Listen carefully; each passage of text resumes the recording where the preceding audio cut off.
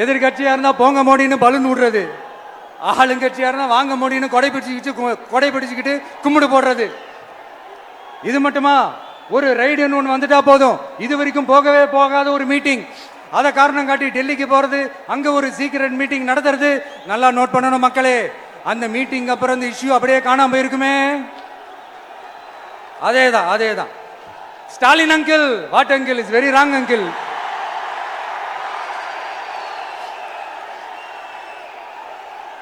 இப்படி தமிழ்நாட்டில் இப்ப நடக்கிற இந்த ஆட்சியினுடைய லட்சணத்தை பார்த்துக்கிட்டு நாம எப்படி சும்மா இருக்க முடியும்?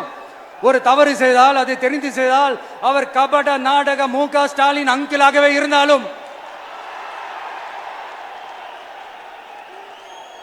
அங்கிள் உங்களுக்கு மனசாட்சின்னு ஒன்று இருந்துச்சுன்னா நாங்க கேட்கிற கேள்விகளுக்கு மட்டும் கொஞ்சம் பதில் சொல்லுங்க அங்கிள்.